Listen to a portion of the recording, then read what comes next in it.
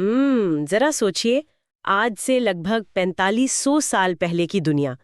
दुनिया के ज्यादातर हिस्सों में इंसान उस वक्त गुफाओं में रह रहा था। बिल्कुल।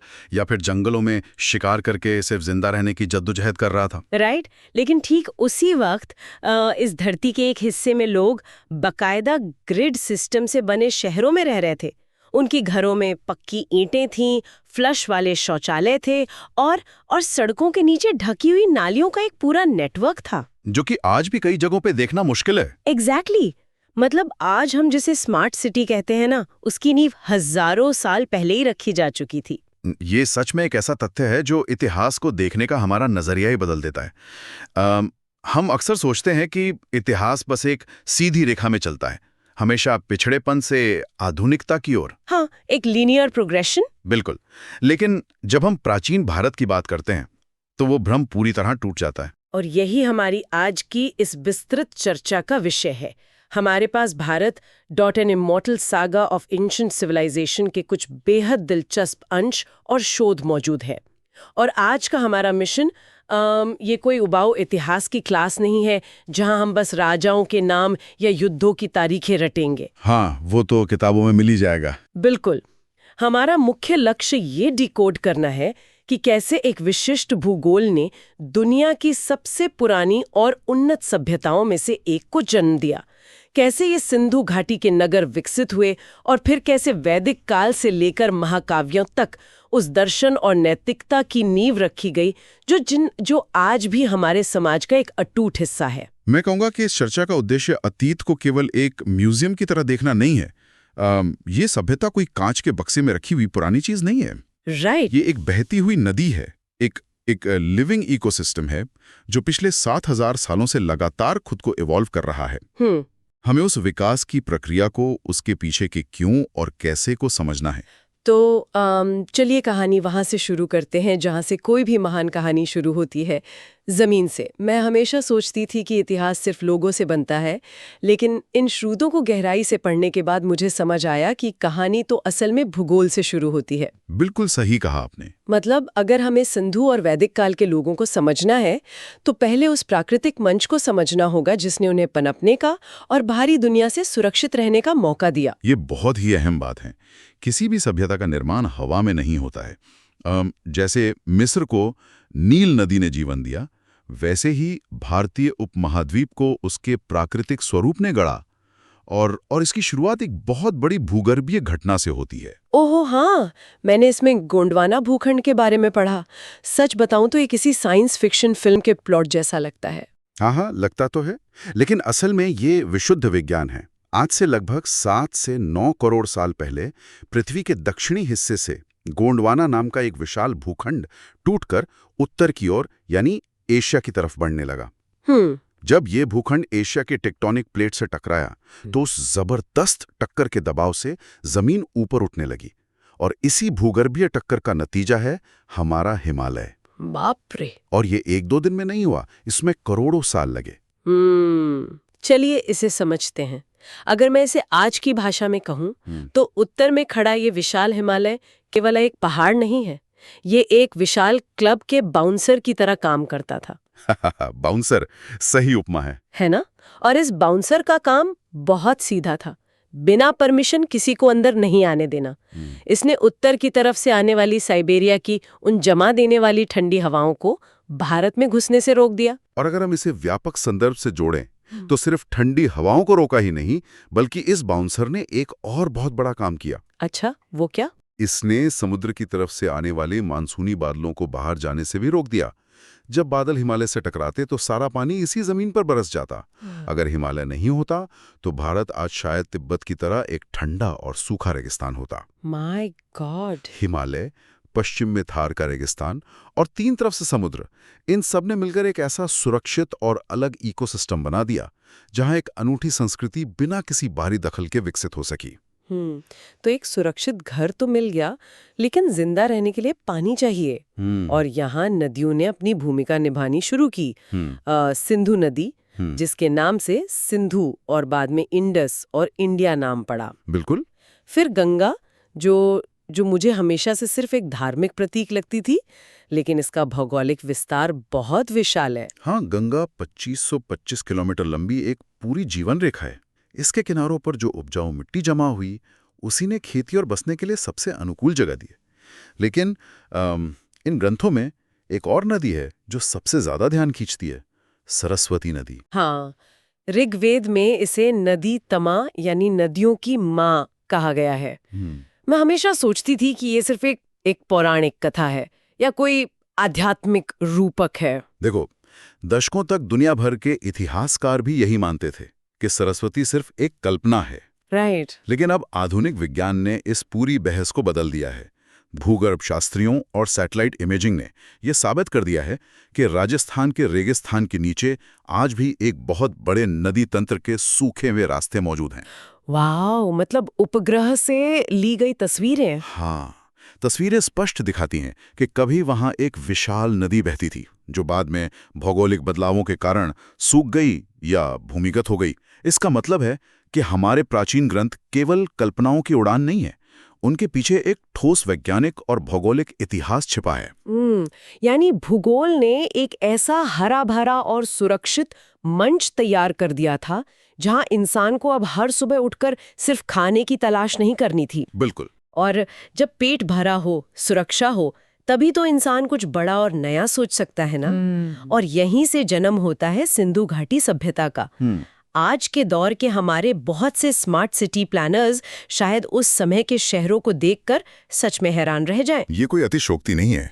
1921 में जब रेलवे लाइन बिछाने के लिए खुदाई हो रही थी, तब दयाराम साहनी ने हड़प्पा की खोज की। और अगले ही साल सिंध में मोहनजोदड़ो, जिसका मतलब मृतकों का टीला होता है, खोजा गया। कार्बन डेटिंग से पता चला कि ये सभ्यता 3500 ईसा पूर्व की है, यानी आज से लगभग 5500 साल पुरानी। मैंने उनके टाउन प्लानिंग के बारे में जो पढ़ा वो सच में दिमाग हिला देने वाला है। मतलब सड़कें एकदम सीधी थीं, जो एक दूसरे को 90 डिग्री के कोण पे काटती थीं, जिसे हम आज ग्रिड सिस्टम कहते हैं। हाँ, और उससे भी ज्यादा हैरान करने वाली बात थी उनकी ड्रेनेज या जल निकासी व्यवस्था। राइट। उस समय दुनिया के किसी भी हिस्से में ऐसा कुछ नहीं था। हर घर का अपना स्नानागार और शौचालय था, और वहां से नालियां निकलकर सड़क की मुख्य नाली से जुड़ती थी, जो पूरी तरह से ढकी हुई होती थी। और पक्की ईंटों का इस्तेमाल होता था। बिल्कुल। यहाँ बात सच में दिलचस्प हो जाती है। मैंने स्रोतों में ईंटों के बारे में एक बहुत अजीब चीज देखी। ईंटों का एक तय अनुपात था, 4:2:1। जी, ईंट की लंबाई, चौड़ाई और मोटाई का एक तय स्टैंडर्ड या मानकीकरण था। लेकिन रुकिए, ये बात मेरे गले आसानी से नहीं उतर रही है। हम बात कर रहे हैं हड़प्पा से लेकर गुजरात के लोथल तक फैले हुए एक विशाल इलाके की। हाँ, जो हजारों किलोमीटर का क्षेत्र है। राइट।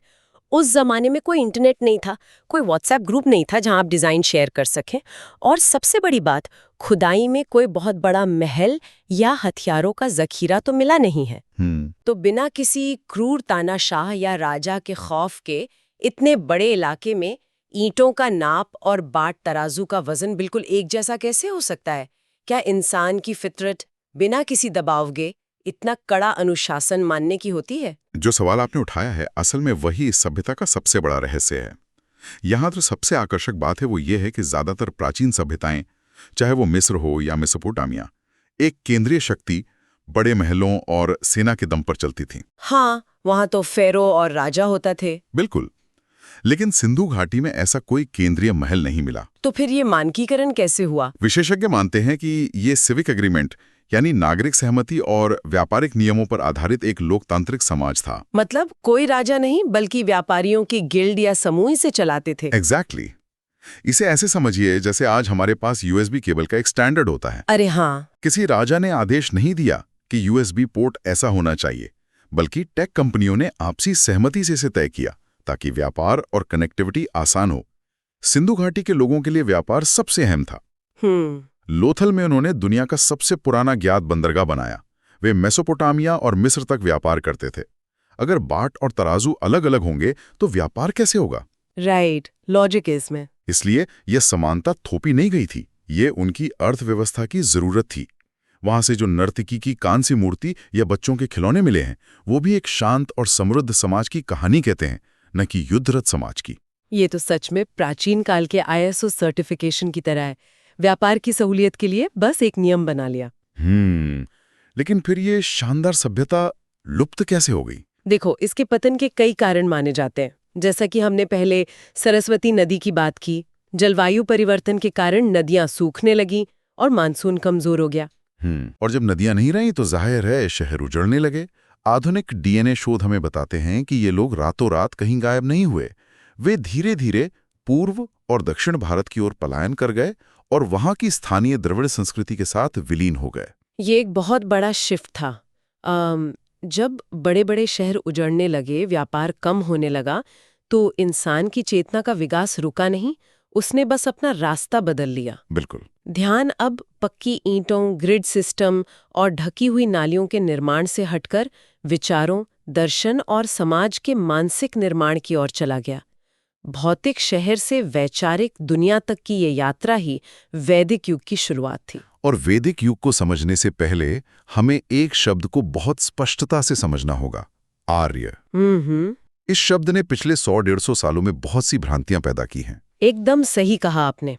और यहाँ हमें किसी भी राजनीतिक बहस में पड़े बिना सिर्फ ऐतिहासिक और भाषाई स्रोतों पर बात करनी चाहिए, क्योंकि इस एक शब्द का इतिहास में बहुत गलत इस्तेमाल हुआ है। तथ्य यह है कि 19वीं सदी में कुछ यूरोपीय विद्वानों ने संस्कृत के आर्य शब्द को एक नस्ल या रेस के रूप में परिभाषित कर दिया था। बाद में नाजीवाद ने इस गलत व्याख्या का भयंकर दुरुपयोग किया। राइट। लेकिन मूल वैदिक साहित्य में आर्य किसी नस्ल का नाम नहीं है। ये एक संस्कृत शब्द है जिसका अर्थ होता है श्रेष्ठ, उत्तम या एक आदरणीय जीवन शैली वाला व्यक्ति। तो फिर वैदिक सभ्यता के लोग कौन थे? मतलब क्या वो बाहर से आए थे या यहीं के थे? आधुनिक आनुवांशिक और पुरातात्विक शोध एक बहुत ही संतुलित तस्वीर पेश करते हैं। लगभग 2000 ईसा पूर्व मध्य एशिया से कुछ घुमंतू चरवाहे, जिन्हें स्टेपी पेस्ट्रोलिस्ट कहा जाता है, भारत की तरफ आए। ये वो लोग थे जो घोड़ों की सवारी करते थे और पशुपालन करते थे। जब ये भारतीय उपमहाद्वीप में आए तो उनका यहाँ के स्थानीय लोगों, जो सिंधु घाटी सभ्यता के वंशज थे, उनके साथ प्राकृतिक रूप से मिश्रण हुआ। अच्छा, तो ये एक मिक्सिंग थी। उनके ज्ञान और उनके जीवन के तरीके आपस में मिल गए और इसी महान सांस्कृतिक संगम से वैदिक सभ्यता का निर्माण हुआ। और इसी संगम से वो ग्रंथ निकला जिसे दुनिया का सबसे पुराना जीवित ग्रंथ माना जाता है, ऋग्वेद। मैं इसके दर्शन को देखकर सच में हैरान रह गई। ऋग्वेद कोई छोटी किताब नहीं है। इसमें 10 मंडलों में 10,552 श्लोक और 1028 सूक्त हैं। यह प्रकृति, देवताओं और जीवन के रहस्यों पर विचारों का एक विशाल संग्रह है। लेकिन इसमें जो नासदीय सूक्त है, उसने तो मेरी सोच ही बदल दी। मैं इसे पढ़ रही थी और मुझे लग रहा था जैसे मैं कोई आधुनिक एस्ट्रोफिजिक्स या विज्ञान की किताब पढ़ रही हूँ। हाँ, नासदीय सूक्त ब्रह्मांड की उत्पत्ति पर बात करता है। उसकी शुरुआत ही इन पंक्तियों से होती है, न था सत न था असत, उस समय न था अंतरिक्ष न था आकाश, फिर क्या था, किसने ढका था। जरा सोचिए, 3500 साल पहले जब दुनिया के कई हिस्सों में लोग बिजली कड़कने को भगवान का गुस्सा मानते थे, तब यहाँ एक जिज्ञासु मन ये पूछ रहा था कि शून्य से सब कुछ कैसे बना। बिल्कुल। ये कोई कट्टर धार्मिक नियम नहीं लगता जो किसी राजा या पुजारी ने इंसानों पर थोप दिया हो। ये तो एक विशुद्ध वैज्ञानिक संशयवाद लगता है। ये एक महत्वपूर्ण प्रश्न खड़ा करता है। ये हमें बताता है कि वैदिक समाज की असली ताकत उसकी कट्टरता या अंधविश्वास नहीं, बल्कि सवाल पूछने की आजादी थी। इसी वैचारिक आजादी ने 4 वेदों को जन्म दिया। ऋग्वेद जहां ज्ञान और दर्शन का स्रोत था, वहीं सामवेद ने संगीत की नींव रखी, यजुर्वेद में कर्मकांड थे और अथर्ववेद चिकित्सा और व्यवहारिक ज्ञान से भरा था। राइट। उपनिषदों ने तो दर्शन को एक अलग ही ऊंचाई पर पहुंचा दिया। अहम ब्रह्मास्मि यानी मैं ही ब्रह्मांड हूं, तत्वमसि यानी तुम वही हो, और सर्वे भवन्तु सुखिना यानी सभी सुखी हों, जैसे महावाक्य दिए। लेकिन सिर्फ बातें ही नहीं, मुझे लगता है कि उनका सामाजिक ढांचा भी बहुत लचीला था। कम से कम शुरुआत में तो था ही। बिल्कुल। प्रारंभिक वैदिक काल में जो वर्ण व्यवस्था थी, वो आज की तरह जन्म पर आधारित जाति व्यवस्था नहीं थी। वो कर्म या पेशे पर आधारित थी। समाज में स्त्रियों की स्थिति भी बहुत मजबूत थी। हाँ, मैंने पढ़ा था। ऋग्वेद में लोपामुद्रा और घोषा जैसी विदुषी महिलाओं का जिक्र है, जिन्होंने खुद ऋचाएं रची, मैत्री और गार्गी जैसी महिलाएं सार्वजनिक सभाओं में बड़े बड़े ऋषियों के साथ शास्त्रार्थ करती थी। ये प्रमाणित करता है कि वो समाज बौद्धिक रूप से कितना खुला और प्रगतिशील था, और शायद व्यापार भी चल रहा था, क्योंकि मैंने स्रोतों में निष्क नाम के किसी सोने के आभूषण का जिक्र देखा जिसे मुद्रा की तरह इस्तेमाल किया जाता था। हाँ, और पणि नाम का एक पूरा व्यापारी वर्ग मौजूद था जो अर्थव्यवस्था को चलाता था। लेकिन यहाँ एक समस्या आती है। वेदों का ये जो उच्च दर्शन था, नासदीय सूक्त का जो ब्रह्मांडीय ज्ञान था, ये आम इंसान के लिए समझना बहुत मुश्किल रहा होगा। बिल्कुल, वो बहुत एब्स्ट्रैक्ट था। राइट। एक आम किसान या व्यापारी को अहम ब्रह्मास्मि से ज़्यादा इस बात की ज़रूरत थी कि उसे जीवन में सही और गलत का फ़र्क समझ आए, और शायद इसीलिए इस दर्शन को कहानियों और महाकाव्यों में ढाला गया। यही महाकाव्यों यानी रामायण और महाभारत का मुख्य उद्देश्य था, दार्शनिक ज्ञान को नैतिकता और रोजमर्रा के जीवन से जोड़ना। स्रोतों के अनुसार महाभारत तो विशाल है, 1,00,000 श्लोक। ग्रीक महाकाव्य इलियड से 8 गुना बड़ा, और रामायण में 24,000 श्लोक हैं। लेकिन क्या हमें इन महाकाव्यों को सिर्फ एक ऐतिहासिक डेटा या तारीखों की लॉगबुक की तरह देखना चाहिए? तो इस सब का क्या मतलब है? आप इसे किस नजरिए से देखती हैं? ओपन सोर्स कोड लिखा जाता है तो मूल प्रोग्रामर एक बेसिक सोर्स कोड बनाता है। अच्छा। मुझे लगता है कि हस्तिनापुर या कुरुक्षेत्र का युद्ध या राम की कहानी, वे ऐतिहासिक घटनाएं वो मूल सोर्स कोड थीं। समझ रहा हूँ। लेकिन फिर हजारों सालों तक अलग अलग पीढ़ियों ने, ऋषियों ने और आम लोगों ने इसमें अपनी नैतिकता, अपने जीवन मूल्य और अपनी कहानियां अपडेट या पैच की तरह जोड़ दी, और अंततः ये महज एक इतिहास की किताब नहीं रही, बल्कि इस पूरी सभ्यता का ऑपरेटिंग सिस्टम बन गया, जिस पर आज भी लोगों का दिमाग काम करता है। ये एक बहुत ही शानदार उपमा है।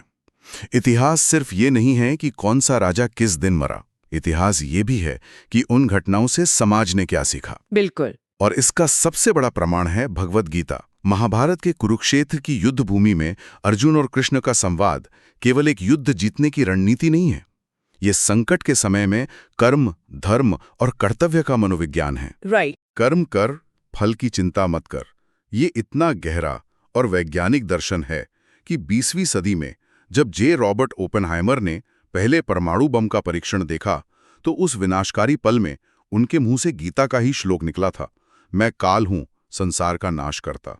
लेकिन देखो, कोई भी सिस्टम हमेशा परफेक्ट नहीं रहता। समय के साथ उसमें बग्स आ ही जाते हैं।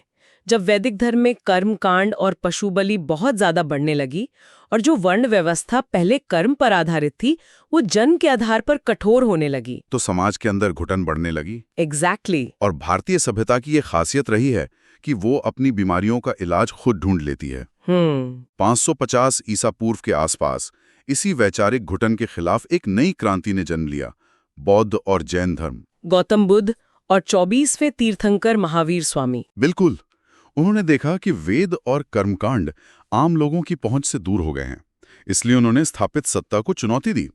उन्होंने संस्कृत की जगह प्राकृत और पाली जैसी आम लोगों की भाषा में बात की, जो सबको समझ आए। हाँ, उन्होंने स्पष्ट कर दिया कि इंसान की महानता उसके जन्म या जाति से नहीं, बल्कि उसके कर्मों से तय होती है। उन्होंने जटिल यज्ञों के बजाय अहिंसा को सर्वोच्च मूल्य बताया। बुद्ध का अष्टांगिक मार्ग आज के आधुनिक मनोविज्ञान और कॉग्निटिव बिहेवियरल थेरेपी या सीबीटी के सिद्धांतों से बहुत मेल खाता है। अगर हम ध्यान से देखें तो गीता का युद्ध भूमि में अर्जुन को दिया गया संदेश और बुद्ध या महावीर का हिंसा का संदेश, ये सुनने में शायद उल्टे लग सकते हैं, लेकिन ये दरअसल एक ही सिक्के के दो पहलू हैं। बिल्कुल सही। दोनों इसी बात की गहरी खोज कर रहे हैं कि जब इंसान गहरे असमंजस या संकट में हो तो उसका धर्म या सही कर्तव्य क्या होना चाहिए। बहुत खूब कहा। ये सभ्यता लगातार खुद से सवाल पूछ रही थी और खुद को बेहतर बना रही थी। तो इस सब का क्या मतलब है? अगर हम इस पूरे डीप डाइव को समेटें तो हमने देखा कि कहानी शुरू होती है गोंडवाना भूखंड के टकराने और हिमालय के एक विशाल बाउंसर बनने से। फिर उसी सुरक्षित भूगोल में सिंधु घाटी के लोगों ने ऐसी ग्रिड सिटीज और ढकी हुई नालियां बनाई जो आज के शहरी प्लानर्स को भी हैरान कर देती हैं। फिर जब नदियां सूखीं और शहर छोटे तो ध्यान दर्शन की ओर गया, और वैदिक ऋषियों ने नासदीय सूक्त के जरिए ब्रह्मांड के सबसे गहरे रहस्य पूछे। राइट। और अंततः समाज को सही दिशा में रखने के लिए महाकाव्यों ने कहानियों के जरिए नैतिकता दी और बुद्ध महावीर ने अहिंसा का व्यवहारिक मार्ग दिखाया। और हमें ये समझना होगा कि ये सारी चर्चा केवल अतीत के गुणगान के लिए नहीं है। आज के इस इन्फॉर्मेशन ओवरलोड वाले दौर में, जहां हम हर पल हजारों सूचनाओं से घिरे हैं, इन प्राचीन विचारों की प्रासंगिकता और बढ़ जाती है। बिल्कुल। सिंधु सभ्यता का वो नागरिक अनुशासन, वैदिक काल का वो खुला वैचारिक विमर्श, जहां बिना डरे ब्रह्मांड पर सवाल उठाए जा सकते थे, और बुद्ध का अष्टांगिक मार्ग, ये सब आज भी हमारी क्रिटिकल थिंकिंग को तेज कर सकते हैं और हमें एक बेहतर समाज बनाने का रास्ता दिखा सकते हैं। हाँ, वो कांच का बक्सा सच में टूट चुका है। ये सभ्यता कोई मरी हुई चीज नहीं है। लेकिन इस पूरी चर्चा को समाप्त करने से पहले मैं एक ऐसा विचार छोड़ना चाहती हूँ जो शायद आपको रात भर सोने ना दे। अच्छा, वो क्या? हमने सिंधु घाटी सभ्यता की बात की, उनके शानदार शहरों की बात की, लेकिन उनकी जो 4000 से अधिक मोहरें मिली हैं, उन पर जो लिपि लिखी है वो आज भी खामोश है। दुनिया का कोई भी सुपर कंप्यूटर उसे अब तक डिकोड नहीं कर पाया है। वो इतिहास का सबसे बड़ा बंद दरवाजा है। जरा सोचिए, जिस दिन वो लिपि पढ़ी जाएगी, इतिहास का कौन सा नया दरवाजा खुलेगा? क्या उन मोहरों पर सिर्फ व्यापार के नियम और टैक्स के हिसाब किताब लिखे होंगे? या शायद उनमें ऋग्वेद से भी पुरानी कोई दार्शनिक कलिता या ज्ञान छिपा होगा? ये एक ऐसा रहस्य है जो भविष्य में किसी भी दिन हमारे अतीत को हमेशा के लिए बदल सकता है। इस रहस्य के साथ हम आज की ये विस्तृत चर्चा यहीं समाप्त करते हैं।